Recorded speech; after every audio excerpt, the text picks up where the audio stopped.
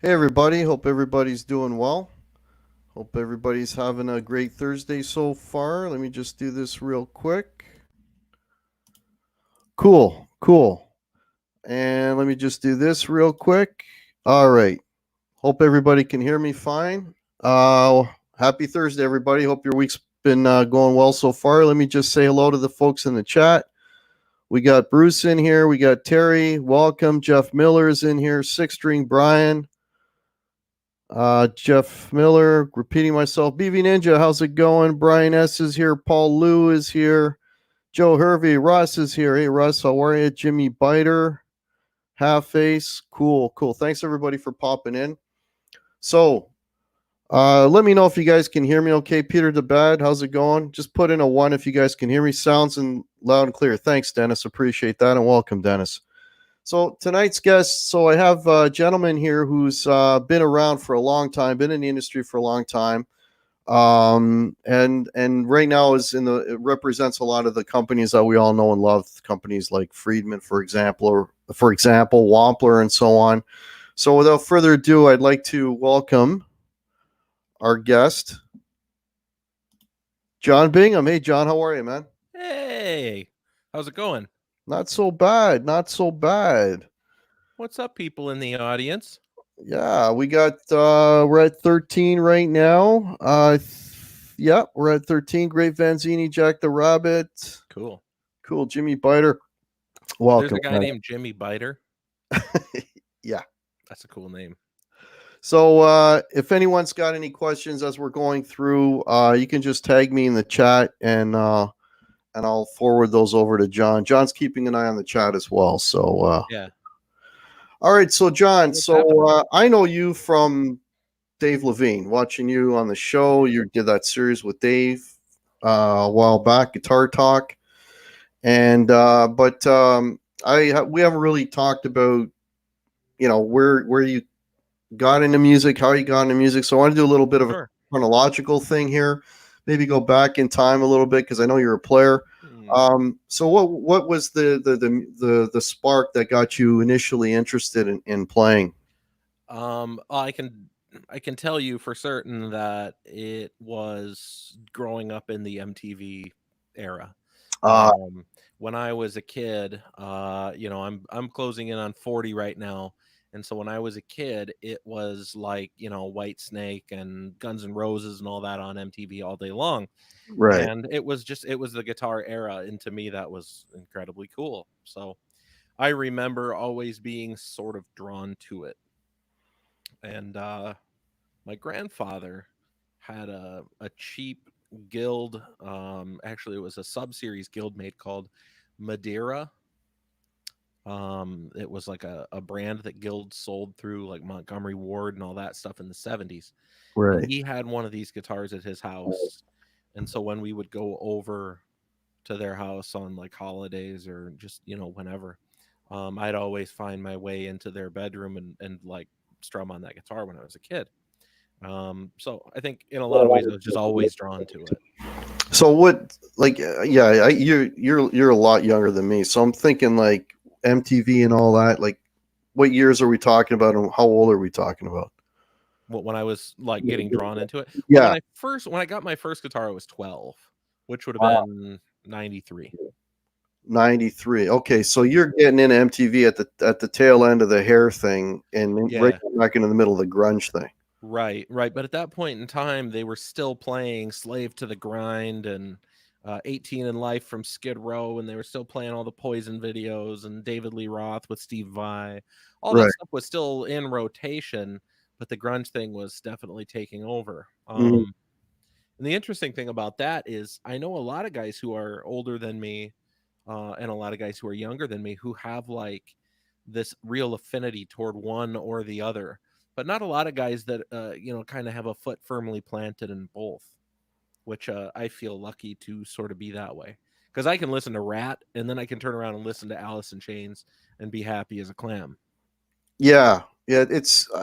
I'm trying to think. There's a certain age where sort of and I'm not going to paint everybody with the same brush, but I'm just going to speaking for myself. But there's an age where sort of the door closes, and like anything beyond that is a struggle to get into. Do you know what I mean? Kind of, sure. Yeah. So like you mentioned There's- rap and all that, like that's where my door's closed. oh, I didn't say rap. Rat with 2 T's. Oh, right. I thought you said rap. Oh, okay. Yeah. I also don't have a problem with a lot of the rap that I grew up with, though I will admit at the time, like when the Chronic from Dr. Dre came out, I didn't like it. It wasn't for me.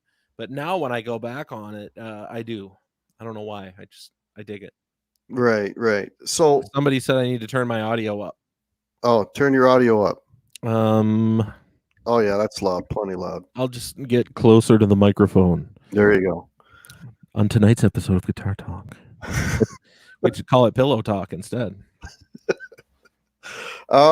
Was there any guitar hero of yours? Like, was there anyone in particular that you're like, I want to play like that guy?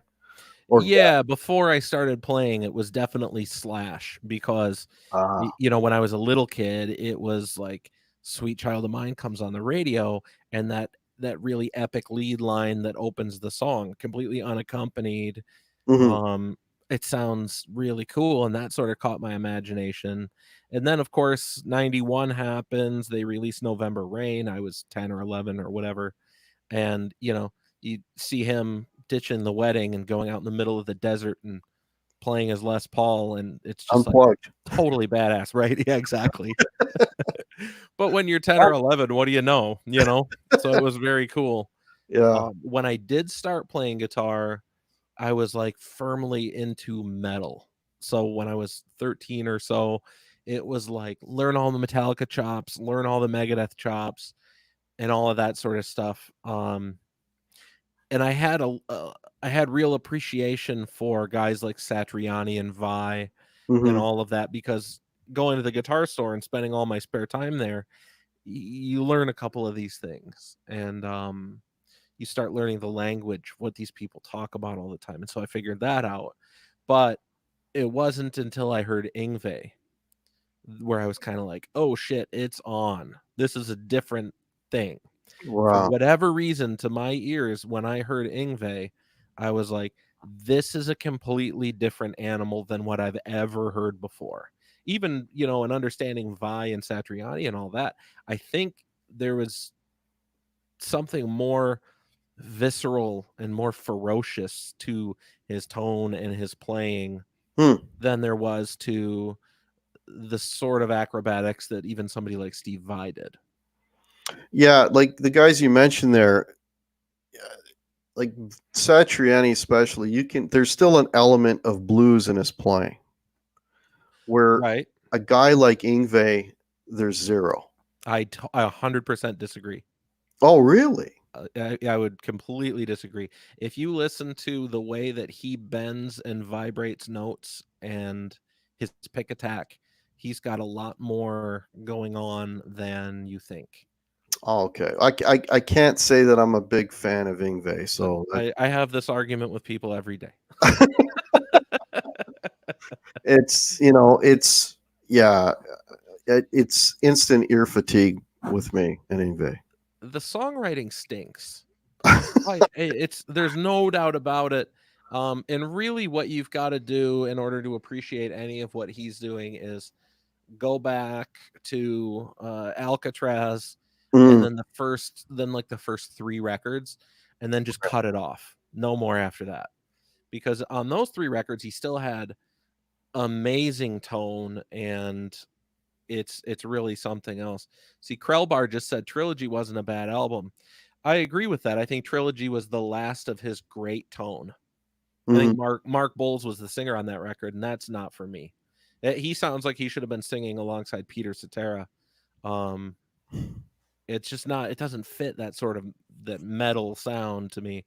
But the tone and the vibrato and the ability to play the pitch that he played it's really good stuff.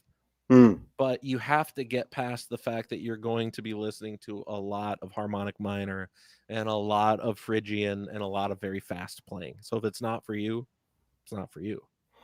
Yeah, it's like the time that you came into it is a time that everybody was like doing the acrobatics. So I imagine that you thought right off the bat, like I've got to be able to play 100 notes a second. Of course, yeah. Yeah. So you were in that. So you were in the speed thing. So I'm the generation before you, which was like not so much playing really really fast, but more playing slower and more like melodically. That's kind of where I come from. Yeah. It's funny because I have a younger brother that's your age, and he's he's all about, like, he's got chops up the wazoo, Mm-hmm. right? And then like I'm like a fossil when I play with him, right? You know what I mean? It's that kind of, it all like, again, it's just depending on when, like Yeah. it's weird because I was a kid in the 70s, but I'm more influenced by the 70s than I am the 80s. And I grew up Yeah. through the 80s, which doesn't make any sense, but anyway. Right. Yeah. I But hear you there.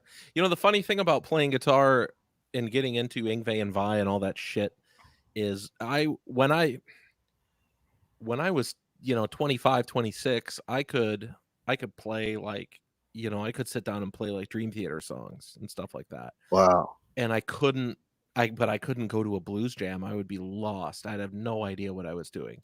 Right. So I I eventually got out of the speed playing, and I really went backwards and spent a lot of time on 60s and 70s rock, and that really kind of rounded it out quite a bit. Now I focus a lot more on that sort of stuff, and I find that helped a lot. It really helped me being able to play with other people a lot more. Yeah. Yeah.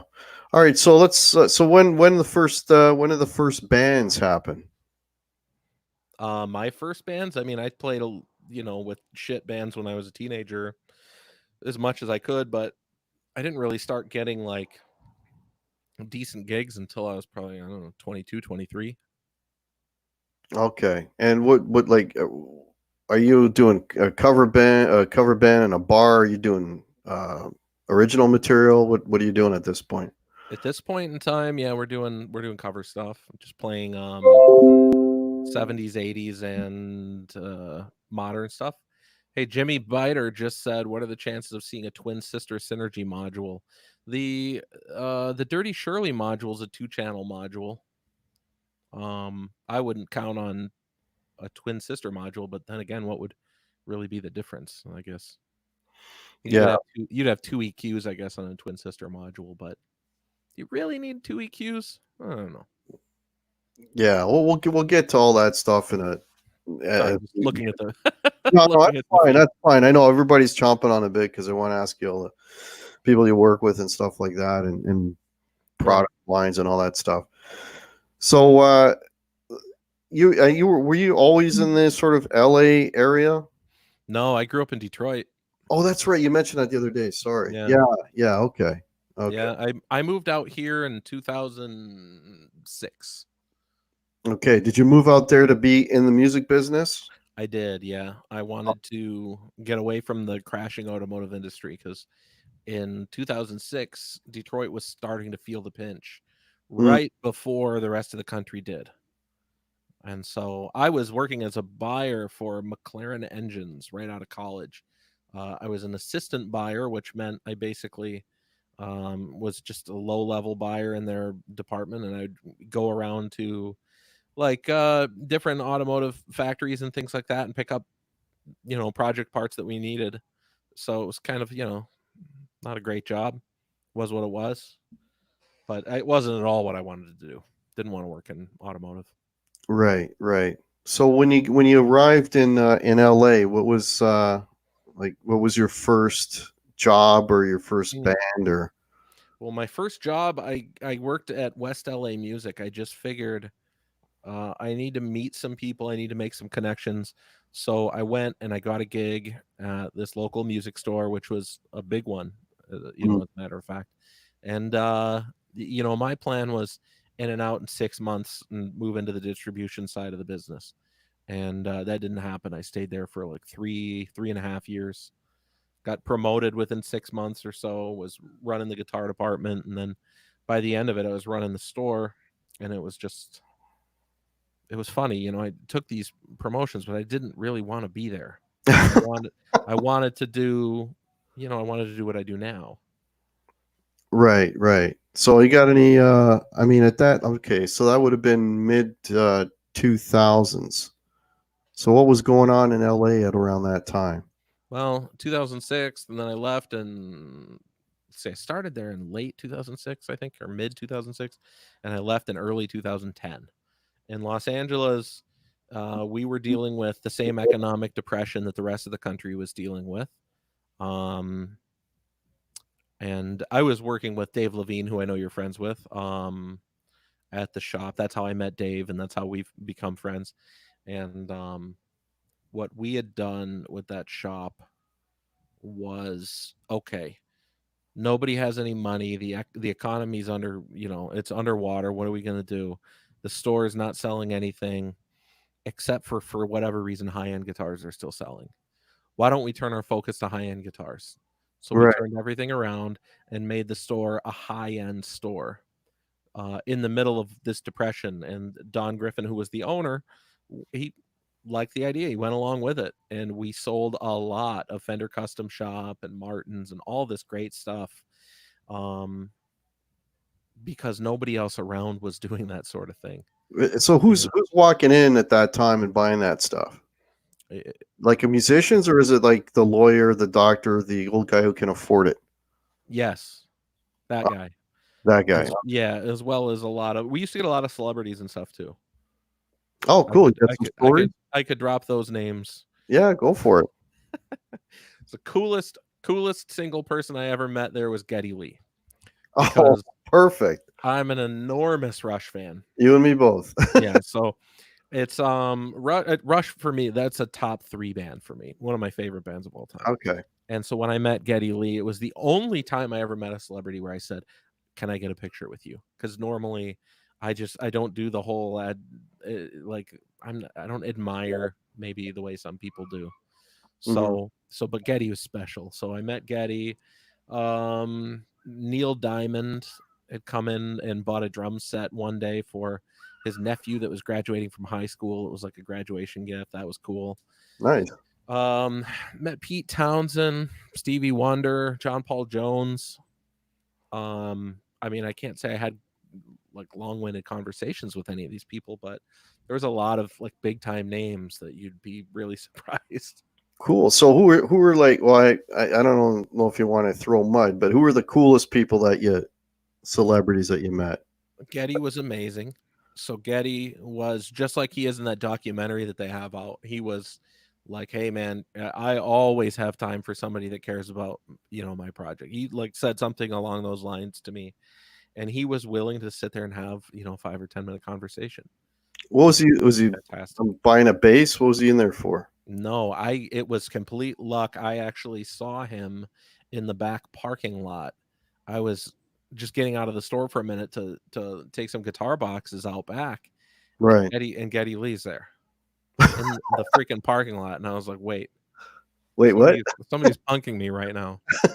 So he wasn't even in the store. It was okay. it was a pay for time parking lot, and there was an Italian restaurant 3 doors down from the place, or 4 doors down, whatever it was. He was actually going to meet a friend at that restaurant. Oh, okay. Oh, so literally he just started talking outside. That's really cool. Yeah, but inside the guys, like, I mean, everybody was nice except Sting. Except Sting. What happened with Sting? He's a dick. He didn't do anything to me, but he was there with his personal assistant at that point in time, whoever that was, and they were buying a guitar, and he was just talking to this poor kid like he was a piece of shit. Just grinding into him like while he's trying to pick out a guitar for a gift for somebody. And I was like, this is how this guy really is all the time. Wow. He's around other people and he's got no problem being like that. And I thought, wow, that's terrible. I shouldn't disparage people like that, but it's like, man, he was in public. He can't do that. He'd be better than that, Yeah. But, yeah, he was a rough one. A great one was got a chance to meet Rob Reiner, who at that point in time was probably more famous for his anti-smoking campaigns than he was for anything else, but being a huge Spinal Tap fan, as we all are. Yeah. you know, I had to have the conversation with him, and he ended up being one of the most cheerful, nicest guys that I ever got a chance to deal with there at the store. He actually, we were in the acoustic guitar room waiting for the owner of the store to come down because he had a meeting with him. And as we're sitting there, it was me and Mark Kovar, who's another coworker of mine at that point in time, and Rob Reiner, and we're all sitting in the acoustic guitar department playing "Tonight We're Gonna Rock You" on acoustic guitars on Spinal Tap, and just laughing our heads off. It was amazing. Pretty surreal moment. That's funny, man. Yeah. Oh, he was great. He was great. Another really great guy was Brad Paisley. Oh, okay. Yeah. Yeah, met Brad Paisley. We sat down and played a few chords together too. He was really, really nice, like super genuine sort of guy. So yeah, I mean, for the most part, everybody was cool. There's just that one. Yeah, there's always there has to be at least one, right? Right. There has to be. You know, one. I gotta say, I was a little bitter. You know, I recognized Stevie Wonder after the second or third time that I saw him, but you know, he didn't recognize me. Sorry, I can't imagine why. that's low hanging fruit right there. That's pretty low. Maybe you wore a different cologne. I don't know. Yeah, could have thrown him off. Anyway, so folks, if you've got questions for Jon as we go along, just please tag me in the chat. All right, so 2010, roughly. Sure. You walk away from West LA, and where are you going from there? I took a rep job at Cordoba, so the nylon string guitar company Cordoba. I was not a nylon guy, but I was a good salesman and knew a lot of people from the industry. So I figured, you know, this will be a good first one. So I did it. We grew like crazy. Things went really, really well. So I was there for about 5 years. Mm-hmm. By the end of it, I was so over nylon string guitars and ukuleles, I vowed to never touch one again. Until of course I started deciding I need to learn the Alex Lifeson parts at the beginning of, you know, Farewell to Kings and stuff like that. But I love that. Somebody in the comments at Cordoba with rich Corinthian leather. Yeah, I can't tell you how many times I heard that joke over the last of those 5 years. yeah, it was coming. Crowbar, of course, had to fill in that gap. There it is. That's but I did that, and then after that, I went to Korg. So I had good relationships with the guys over at Korg, and I did that because they wanted help with Vox and Blackstar, and they knew that I was like a big time amp nerd. Because that's really like you probably know that already about me, but that's like my big thing. It's like I could have like 2 guitars and be fine. Amps are my thing. So I went and did the Blackstar and Vox thing for a number of years until this boutique amps thing came up. All right. Are you like a fan of the Blackstar and the Vox, or was that just the brand? Vox I am. I love AC30s. Oh, okay. Yeah. Okay. All right. Yeah. The Blackstar stuff's cool. I got nothing bad to say about them, but it's a hot rodded Marshall. Yeah, the Blackstar stuff always seemed kind of lukewarm to me. I don't know. It's good. It's just I don't know. They're hot rodded Marshalls in a sea of hot rodded Marshalls. Yeah. All right. So from there, you went to. I went to buy a Dirty Shirley from Dave Friedman, and I had a special request. I wanted a Dirty Shirley with a foot switchable second gain and master volume. No tone stack, no nothing. I just wanted this extra. I basically wanted a boost built in for solos. Right. And so I went to Dave, and he goes, "Oh yeah, I'll make that for you." And this is oddly enough the thing that kind of sparked the Twin Sister, which is a new product that we're doing now. But this, I went to him for this, and he said, Oh, you're not the first person that's asked me for this. You're the first person I'm doing it for, but you're not the first person that's asked me for it. Anyways, I end up getting the amp. I end up bringing it home, and it doesn't work. I'm like, what in the world? Like after the first chord I hit, the voltage dropped out of it, and I was like, something's wrong.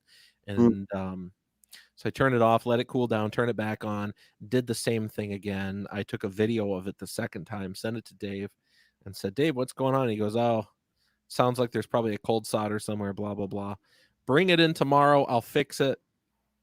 I'm sorry that I'm putting you through this. And so he was very cool about it. He was very good about getting it fixed. And that's all it was. It was literally a cold solder on one of the legs of the switching relay. And so he fixed it. It worked fine. While I was there, out of nowhere, he introduces me to the guy that owns Boutique Amps Distribution. And so I'm sitting now in a freaking Star Wars t-shirt and camo shorts, looking like an idiot. I probably didn't shower. I'm in this guy's office who owns this company, and he's grilling me about my industry experience. And I'm like, what is going on here? And yeah, and then like, a week later, I'm like national sales manager at Boutique Amps Distribution. Awesome, man. Oh, that's weird. Talk about serendipity. Yeah, exactly. Great. Well, there was some commonalities like in our histories, like, just things that cross paths and stuff that made it make some sense. He felt like there was some sort of connection there, and I did as well. So I made the jump. Cool. Paul Lewis asking, what's the amp in the background? That's a Dirty Shirley. That's a Friedman 45 watt. It's kind of like a JTM 45 that's been Friedmanized, as it were. So it's got a pair of 5881 power tubes. It's got a tube rectifier. Killer amp. It's really, really good. Metalhead Hippies asked a couple of times. He wants to see that SG on your wall. It's just an SG Standard. Nothing special. I can bring it forward if you want. Well, he's asked a couple of times, so if you would be so kind. Sure. Yeah, folks, if you've got questions for John, please tag me in the chat so I can see them easily. Appreciate that. I didn't prepare properly for this video. I would have not worn pants had I known I was getting up. So, yeah, Gibson SG Standard. What year is that one? It's got 2011, I think. Oh, okay. Oh, 12. Sorry, 2012. I got the year after that. I went. How did I get it on video? There it is. There it is. Yeah. So it's I did one thing to it though, because Here, let me. Gibsons aren't allowed to stay in tune. It's how the factory specs them out. Right. So I put these Kluson locking tuners on it. Right. They're cool. It still doesn't stay in tune. It's an SG. I like it. Sounds really good. I love SGs. I got the year after that. They went to the half pick guard after that. Oh, okay. Yeah. Yeah, and that one's got. Does that one have 57s in it as well? No, it's got oh boy. I know this. What's in this? What are the pickups? They have numbers as their name. 498 500T. Oh, okay. So it's the 490 treble and the 490 rhythm, not 498. But those I put in there. It originally came with a 498 and a 490. I swapped the 498 for a 490T, which is the lower output treble pickup that matches that guitar. Right. I like low output pickups, even though I play like heavier stuff. I just like the chime and the openness of a lower output pickup. Yeah, me too. I'm all about. I mean, I took Burstbucker Pros out because I thought they were too hot. Yeah. Oh yeah, I had those in a Les Paul at one point in time, and the thing I hated about that pickup was the disparity between the bridge and the neck. Like it was like one was like scraping paint off of a wall bright, and the other one was muddy. And I was like, dude, this is just too much disparity. Yeah. So okay, so we're at Boutique. So how long have you been with Boutique Amps now? Just under a year. Not that long. not that long, but it's great. I mean, now I'm losing time because I'm sitting at home, but Yeah. it is what it is. Well, okay, so just so everybody knows, and that way they'll know better what kind of questions to ask you. What companies does Boutique represent? So we do Friedman, Soldano, Morgan, Tone King, Synergy, Wampler, Matthews Effects, and the remnants of Ignator. Okay, the remnants of Ignator. Well, Ignator was a bigger company like 10 years ago or so. Okay. But Bruce retired, and as this company grew more and more in terms of making American-made products, the import product that was Ignator at that point in time just kind of took a back seat. Okay. All right. So your role is to basically go out and visit different shops and As much as I can, for the most part, my role is just to make sure that I'm helping, whether I'm out or whether I'm in the office, just helping out and making sure that the everybody in North America has what they need. I mean, for the most part, I'm in the office. I only go out a couple times a year because there's just so much incoming business. right. Popular brands, man. Yeah, yeah. Well, Friedman has been on fire for the last few years. Like that's Yeah. probably your biggest from the amps you mentioned, right? Yeah, from the amp lines. Yeah. Yeah, Friedman's really big. Wampler's still really strong.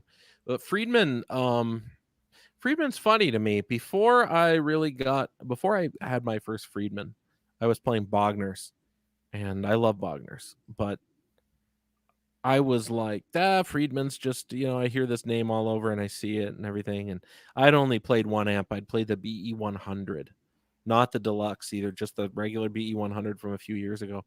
And my impression was, it's just another hot rodded Marshall. It's a little too compressed for my taste, yada, yada, yada. This Friedman thing's going to pass.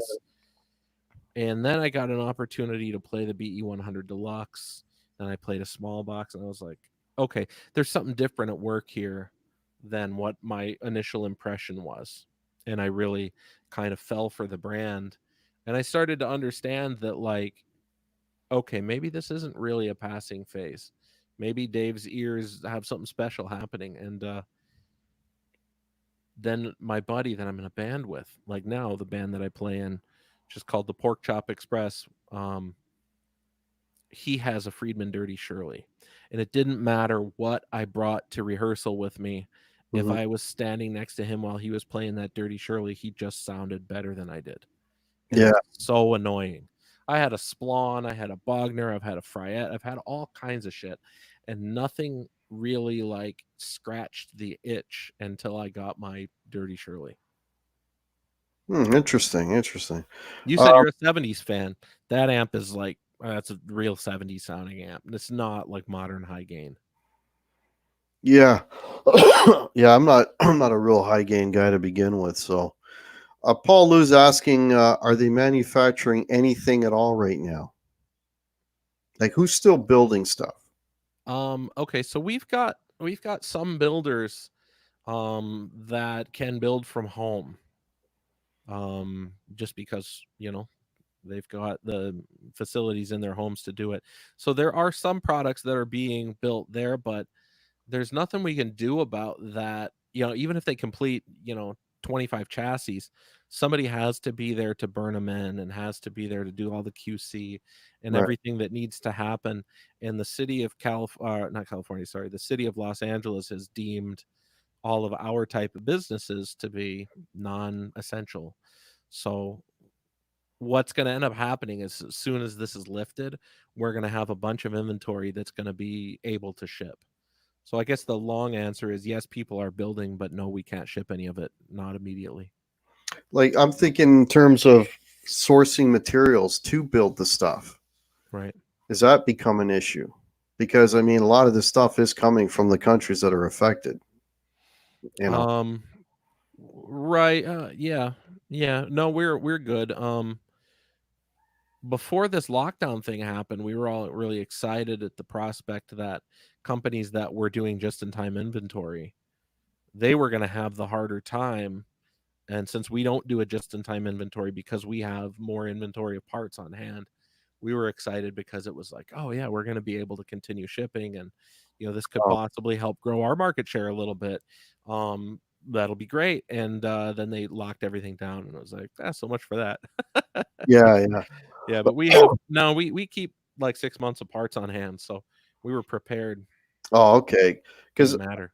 I had David Barber on from Barber Electronics on last week, and Right. with pedals, the big issue is making the boards. Yeah, people could go and make them at home, and like you were saying, and not have to necessarily be all under one roof. But his issue was enclosures, right? Like, because they stopped making them. Mhm. So you can make all the boards you want. You got no boxes to put them in. So that was sort of the wall that he was hitting. Like, Yeah. what's Our metal work for our amp chassis is all USA. So right? if he's importing his chassis boxes, No, he's making them local, but he's saying there's not a lot of, I guess, enclosure makers and there's only a few for so many businesses or whatever. I understand. Yeah, I'm talking about pedals. Yeah. Right? Yeah. No, I mean, everybody's affected right now. It just is what it is. They deemed us not essential. The thing that I find funny about it, and like, this is not a knock against people that like are into, like, say, guns or weed or whatever, because like I like guns. I'm not a pot smoker, but it doesn't matter to me either way. But I think it's funny that, like, in Southern California here, they keep the gun stores open because they don't want to deal with lawsuits about Second Amendment stuff. And I get it. I think more things should be open, but they also keep the weed shops open because weed is considered essential. Well, I mean, liquor stores are open Smoke too. it up, folks. Well, they want you to Yeah, liquor stores, pod and the stores. liquor stores. Well, But what about me, damn it? What if you're addicted to amplifiers? What about me? could you imagine the outrage if they actually closed the pot shops and the liquor stores? Like, Oh man, it'd be bedlam. you've Man. never seen a more passive protest in your life, right? Hey, man. Oh dear Lord, Brian, the cab sim on my Friedman Runt 20 is amazingly close to the actual sound of the amp in the room. How did they pull that off? Have to ask one of the engineers. I have no idea. I mean, Dave and all right, so a lot of people will criticize Boutique because they think that we're like a big factory. Like, I picture like the nuclear facility with Mr. Burns running it on The Simpsons. That's like what people think we are. We're not that big. The whole company, including all of the builders, all the people doing Tolex and everything, is like way under 100 people. And Oh, maybe that seems big for like somebody who has a business in their garage, but it's just not that big. Anyways, what I was going to say about it is the beauty of having this style of a business is that when you're putting together a new product, even if it's Dave Friedman's product, it gets Joe Morgan's ears, it gets Peter Aaron's ears, it gets all of the people that work there that build amps that can listen to it. And some of them say, something sounds wrong there, something sounds wrong there, or somebody says, I wish it, was a little tighter in the bottom. There's all these opinions like right there of a lot of people with really good ears. So you end up with really good products. and so you've got different amp builds. So what you're saying is like Joe Morgan could potentially help Dave with something, and Dave could help Joe with something. Like there's no, you're on my turf. Like there's no competition between them. Everybody kind of gets along nicely, and no, everybody's cool. really, I mean, you do see it every once in a while where somebody will be irritated about something because they have a fundamental disagreement about how something should sound. But they're not like, no, it's not like childish sort of stuff. or stealing ideas, maybe Nothing like that. Huh? nothing like that. Wow. No. That's All right. impressive alone. How many ideas are there left to steal? I mean, this is all comes from comes from a Yeah, a tweed amp made in Southern California 60 some odd years ago or 70 some odd years ago. yeah. It actually all comes from the RCA tube handbook, I think. RCH, yeah. So if we're just Did I see Dave Levine on the comments feed? is he here? I think haven't I seen saw Dave. something. Am I crazy? No, there he is. Dave's guitar channel. Oh, he's in here. Hey, Dave. Maybe Dave's got some questions for John. Dave said he went to the vitamin store to get essential amino acids, and they told me it wasn't essential. I said, yes, it says so in the name. That's funny. So Friedman, how many people actually? You said the whole place is 100. So how many people No, are? it's way less than 100. It's probably 70 something. Okay, so how many of that 70 is just Friedman? How many of what's the biggest percentage of? Employees? I don't know. That's a good question. I don't know. I'd have to go out there and literally ask every single person, because they're employed on it's boutique amps distribution. So a lot of the people that are out there doing like Tolex work and stuff, they'll do Tolex for Friedman, and then they'll do Tolex for Morgan. So there's crossover in that regard. Okay, so what other processes are going on in there? I mean, are they building the actual amps, or are they just? Oh yeah. They're actually putting components in, and Yeah. Okay, so the guy that's doing the Friedman Monday, he could be doing Joe's the following day. Not in terms of that portion of it. Oh, okay. The builders are the builders for, they're more specific than that. I was talking in terms of like packaging, and stuff like that. Right, the shipping. No, right. they've got specialized guys for their teams. They've got teams, but I don't know who's doing all of that. And is Dave in there a lot? Is Joe in there a lot? You see Brian walking around checking up on stuff, or are these guys sort of doing their thing outside of there? Guys like Brian and Joe don't live in LA any longer. I don't know if Brian ever did. So they're in there, often, but not as often as Dave, because Dave is local. Guys like Dave and Peter Aarons, they're almost every day. Right. Okay. Here I got actually, this is a really good question. Question for John. Does he work the guitar side of Friedman too? Sure, yeah. Follow up. How does he feel about Relic Guitars? So they're making the guitars out of that facility as well?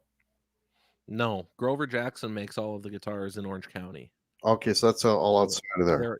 They're all Dave's designs, and they're all Grover doing the handwork. I don't have a problem with Relic Guitars. I'm a fan of both. It just depends on what the final product is. Like, I've seen, plenty of new finished guitars that I like, and plenty of Relic guitars that I liked. That is one of those things that's a very contentious sort of debate topic out there in the world. Yeah, it's very contentious. This is like first world white people problems. If you're really... it's the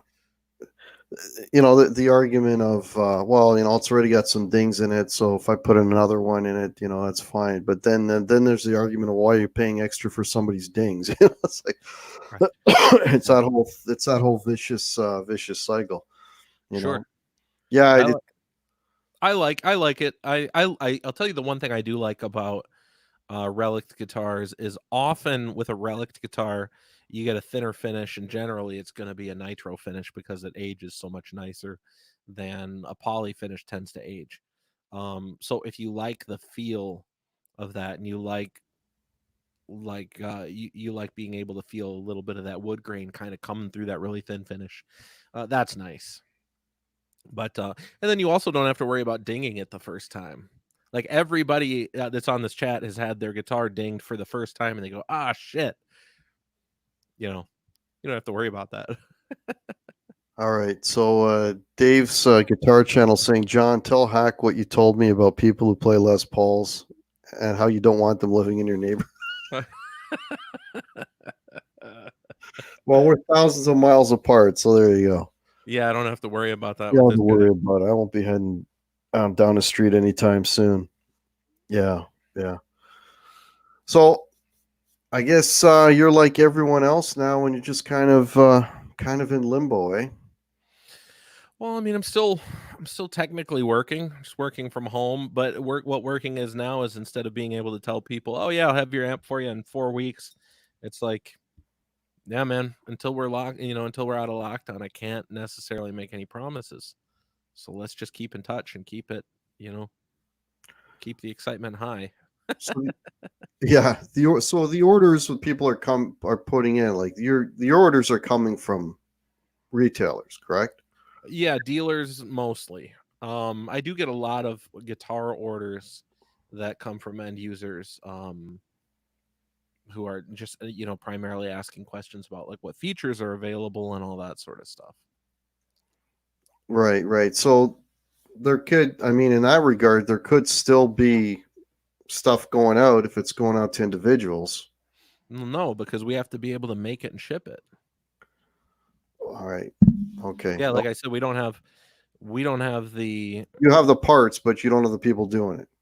right. Yeah. Okay, I Yeah. got I got you. Just going in the chat here, looking to see if anyone's got any first world white people band name. Yeah. Anyone's got any questions in the chat? I see people rolling through the chat talking about the NFL draft.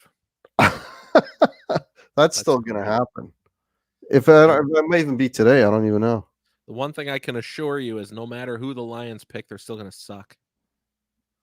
Yeah, you being from you're still with the Lions even though you've left Detroit. It's like an abusive relationship. That would be true. But I love him. Yeah. How do you get a team that has arguably the greatest running back to ever play the game? He retires early because he says, "I've had enough of this shit." 15 years later, you get a guy who could eventually become the greatest wide receiver to ever play the game. And what does he do? Retires early. Says, "I've had enough of this shit." Right? It's like, come Yeah, on. Come yeah. on. Well, Calvin Johnson, like, was amazing. we have something similar here with our hockey team. I mean, they've won Stanley Cups, but they haven't done it since 1967. Right. So we're the team with the longest streak without ever winning a Stanley Oh, Cup. is that true right now? Yeah, it's over 50 Oh, that's years. yeah, you had a really, really good team in the 90s too with like Doug Gilmore and That was the and team that, yeah. And to this day it goes down in infamy. Okay, I'm gonna put my hockey hat on here for a minute. But there was I think one of the playoff games. I don't remember which game it was, but they were playing Gretzky's team at the time, L.A. And there was a referee who to this day is hated in Toronto, named Kerry Fraser, who did not make a call. I remember Kerry Fraser, yeah. Yeah, who should, the guy with the perfect hair? They always coiffed. Right. Yeah. He Anyways, was like the guitar hack of hockey, right? yeah, that's right. Yeah. Yeah. There was the call that was not made that should have been made. And as a result, LA scored. It's a bad call on Doug Gilmore, and then the rest is history. So but that goes on in infamy. That's the closest we've come in what 90 was that 90 that was in 94, 93, Sure. something like that. Yeah. Yeah. Yeah. Sure. Randy Marsh for sure, by the way. Yeah. So with the bands, so tell me about the bands that you're not playing with right now. I'm down to one right now, basically. The Pork Chop Express. That's our rock and roll cover band. We do rock and hard rock and punk and grunge and stuff. Basically from like the 70s all through like the 90s, pretty much. Just really, I like the band. It's a fun band, but we play out. I don't know, like once a month, not that often. Once a month. Yeah, I was doing that Elvis Simmons thing for a while, but I remember that. Yeah, yeah. tell us about, for the folks that don't know, because I like the concept of the Elvis Simmons. So that was a mashup of Elvis Presley and Kiss, and everybody was in costume, and it was crazy because we had like bass, drums, guitar, vocals, and then we had a 3-piece vocal section singing harmonies, and we had a 4-piece horn section Oh my doing all of that. So it was like 700 people on stage, and it was really fun. But as you can imagine, when you've got 700 people on stage, it was impossible to make any money off of it, and it was impossible to book a lot of places. Like if you wanted to play a pub or something, you can do that with a 4-piece, but you can't do it with a 12-piece. So right. we would play these really cool gigs where we would like any band in a local situation would dream of. We'd have like a $2,000 guarantee, Wow. so it's like, whoa, we're gonna make $2,000 for playing a show. But by the time it was split up between like everybody, and then we had a manager, and then we had a stage person, it was just like, oh, check it out, we each earned $80. It's like, so much for that. Yeah. And it So, was a ton of work. well, explain it. Okay, so explain this to me. So you had, the guy that was singing, was he dressed up like Elvis or dressed up as a Kiss guy? Dude, And you what just was the band just gotta Google Elvis Simmons and go dress? wild. I gotta Google it. If it's just like, any description I can give it is not going to do it justice. It's a really good idea, and it's really fun. It's a Yeah. great show, but it just like I said, it occupies so much time that it was just like, I can't do it for fun anymore because it's too demanding just to do it for fun.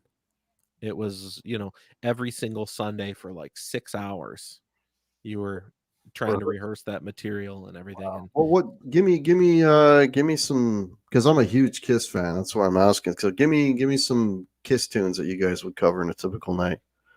mostly the hits. You do Rock and Roll All Night, Love Gun. There was a point in time where we were doing what's it called? Full Cold Gin. Gin.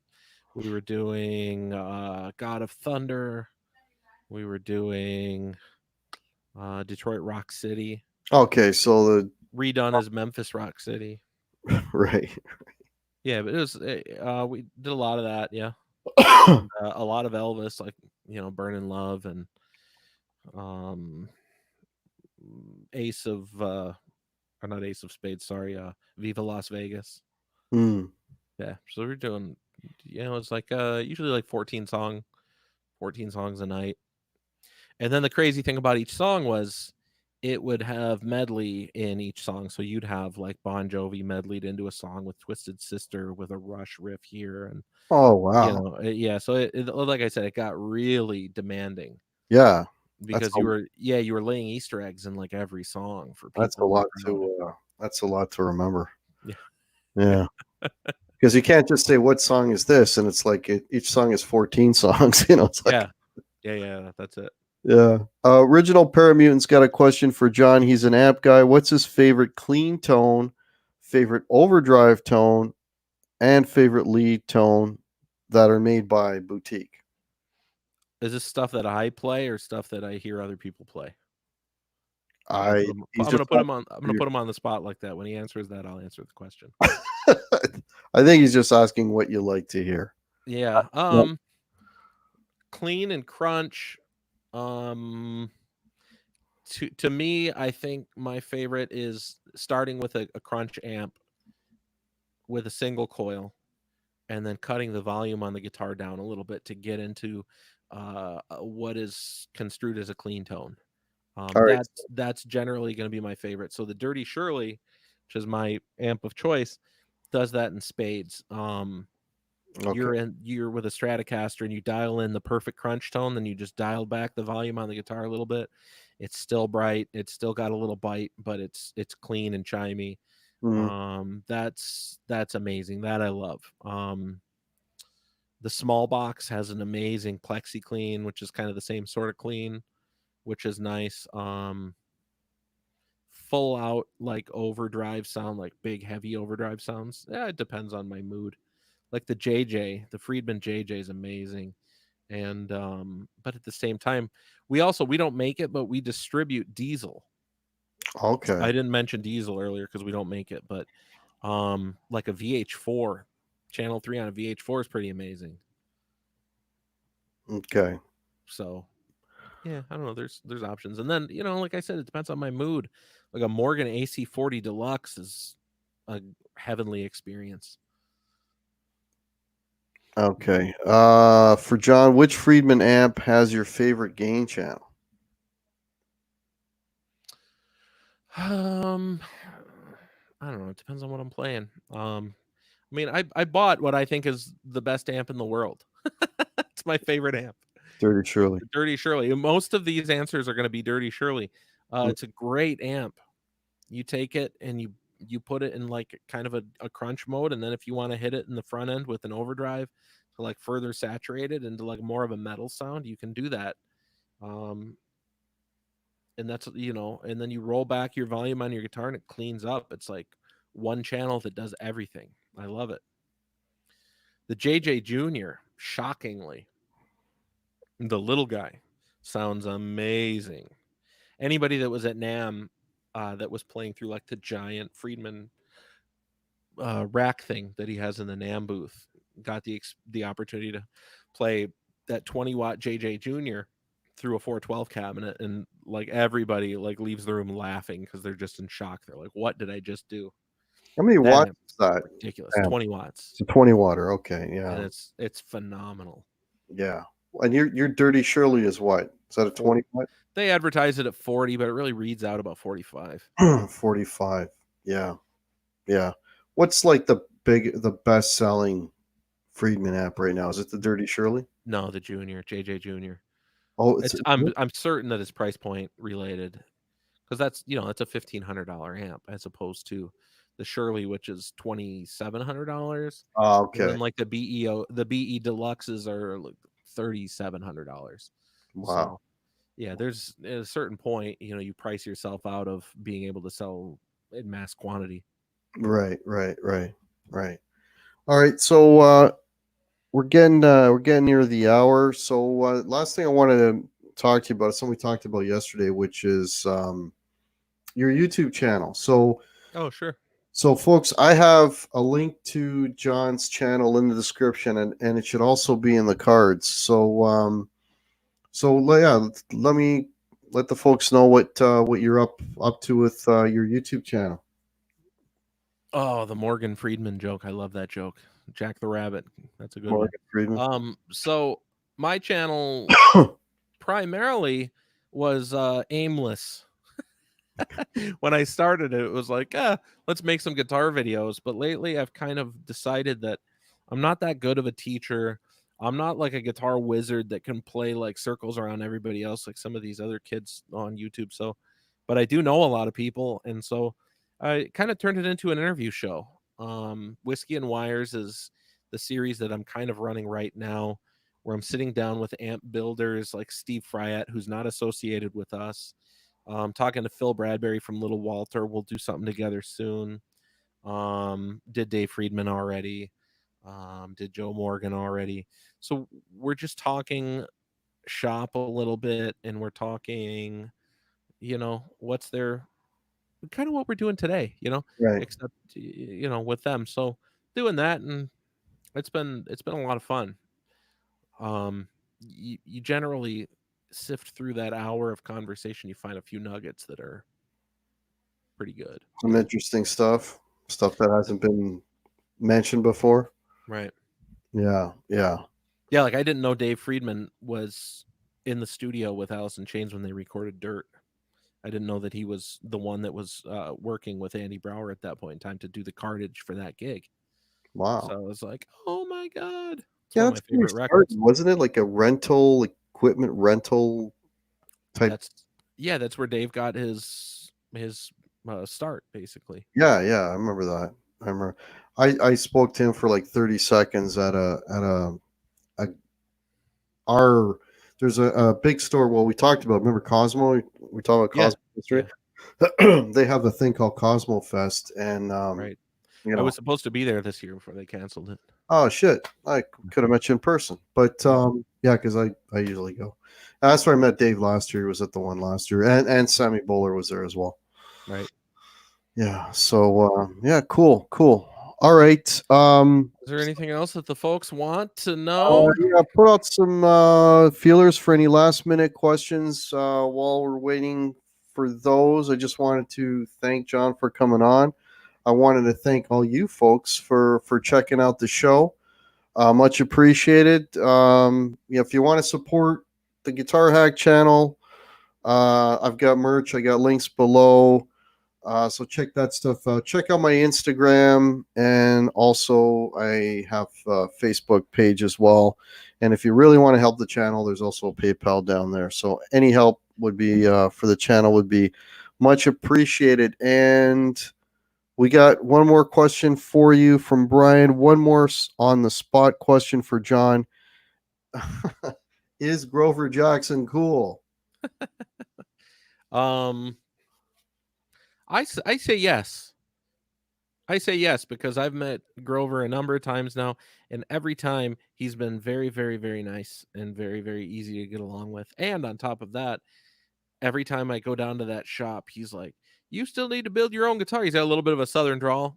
"You still need to build your own guitar. Let me show you this wood I just got in," and he'll show me like some sort of fancy ass wood that he wants to build a guitar for me out of. Of course, I have to pay for it, so I still don't have a guitar. Right. So he's a guy actually doing all that stuff. Yeah, Grover does. He doesn't have like 3 or 4 guys, and he just kind of hangs around. 3 guys. 3 guys. That's it. Wow. So Grover does an awful lot. He's great. That's crazy, man. That's crazy because he ain't a young man. No. Wow. No, he's an old woman. No, I'm just kidding. Grover chooses not to self-identify. I'm kidding. Yeah. Well, that's a safer route these days, right? Isn't that funny? Yeah. All right, folks. Thanks so much for checking out John hang out for a little bit, and all right, we'll catch you soon. Oh, Monday at 9 p.m. on the Hack channel, I am going to have Shane from In the Blues is going to be on Monday. Monday is a weird day for me, weird show time, but because Shane is in Australia, that's sort of the only time that worked. So there's going to be a hack show on a special night, special time. So check that show out on Monday. And a week from tonight, I will have Stitch from Stitch Method, the guitar instructional dude, coming on. So check that show out as well. All right, folks, have a great night. And thanks all for checking out the show. And we will catch you all soon. Cheers, everybody. See you, folks.